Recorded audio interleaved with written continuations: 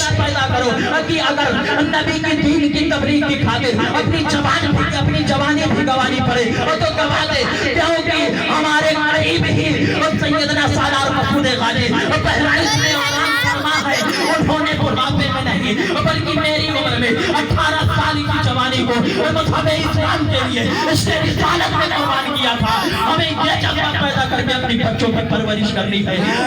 تکبیر، نعرہ رسالت، عید میلاد النبی، نعرہ تکبیر، نعرہ رسالت۔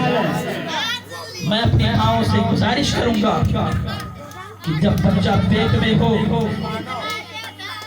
تو گانا کی لوریاں دینے والیوں سنو، آقا فرماتے ہیں کہ میں مزامیر مٹانے کے لیے آیا ہوں، میں گانا کو ختم کرنے کے لیے آیا ہوں۔ جب بچہ روتا ہے تو میں نے اپنے ہی کانوں سے سنا ہے، اپنی انہی آنکھوں سے دیکھا ہے کتنی ماؤں کو کہ اپنے بچے کو گانا سنا کر چکا رہتا ہے۔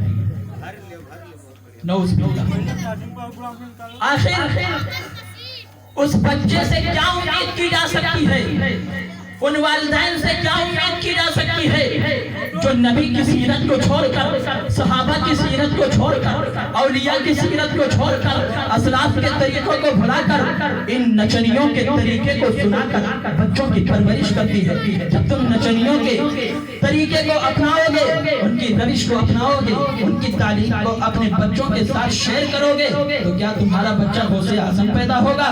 کیا تمہارا بچہ سیدنا سالار مسعود غازی پیدا ہوگا؟ کیا تمہارا بچہ معین الدین چشتی حسن سنجری پیدا ہوگا؟ کبھی نہیں ہو سکتا، اس لیے کہ تم نے ان کو وہی سکھایا ہے جو تمہارے سامنے موجود ہے۔ اگر تم نے سیرت صحابہ پڑھایا ہوتا، اگر تم نے نبی کی سیرت کو پڑھایا ہوتا، اگر تم نے سیدنا سالار مسعود غازی کی سیرت کو پڑھایا ہوتا، اگر تم نے خواجہ غریب نواز کی سیرت کو پڑھایا ہوتا تو تمہارا بچہ بھی 14 سال کی عمر میں قرآن کا حافظ ہوتا، تمہارا بچہ بھی 15-16 سال کی عمر میں عالم ہوتا۔ لیکن نہیں، اگر وہ 15 سال کا ہے اس سے 80 گانے تو سن سکتے ہیں لیکن قرآن کی ایک سورت نہیں سن سکتے ہیں۔ یہ کمی کس کی ہے؟ یا اولاد کی ہے؟ کبھی نہیں ہو سکتا، اس لیے کہ اولاد کی وہ عمر ہوتی ہے کہ جس طرح لوہے کو گرم کر لو، جب تک لوہا گرم ہے جدھر چاہو موڑ دو، جدھر چاہو موڑ دو، لیکن ٹھنڈا ہونے کے بعد کبھی نہیں موڑ سکتی ہو۔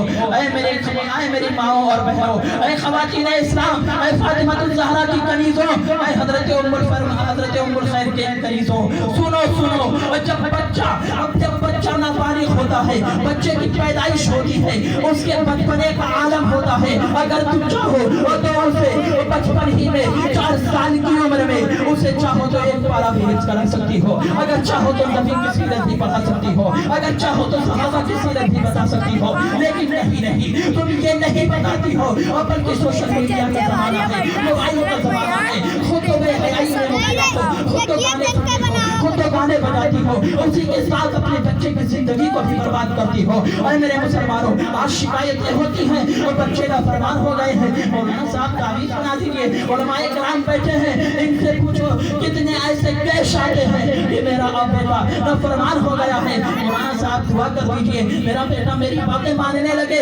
ابھی آج ہی کی بات ہے، کچھ لوگوں نے مجھ سے بتایا، یاد نہیں ہے کس نے کہا کہ ایک صاحب آئے اور بتانے لگے کہ میرے بیٹے دوسروں کا کام کیا کرتے ہیں، میرا کام نہیں کرتے ہیں، مجھے کچھ نہیں سمجھتے، مجھے کوئی اہمیت نہیں دیتے، میری کوئی عزت ہی ان کے نظر میں نہیں ہے۔ اے مسلمانوں، اب ان سے اگر پوچھ لو وجہ کیا ہے، کیا تم نے اپنے بچے کی پرورش کی تھی؟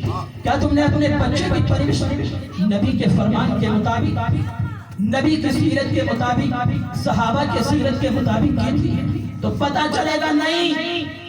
پوچھو آخر تم نے کیسے کی تھی؟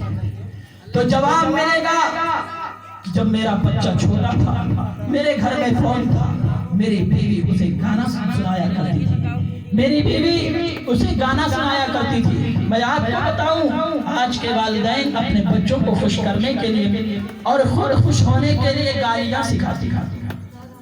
میں نے اپنے کانوں سے سنا کہ اپنے بچے کو ایسی منحوس گالیاں دیتے ہیں اور ان بچوں سے کہتے ہیں کہ ان کو گالی دی۔ جب وہ بچہ گالی دیتا ہے تو وہ والدین بہت خوش ہوتے ہیں۔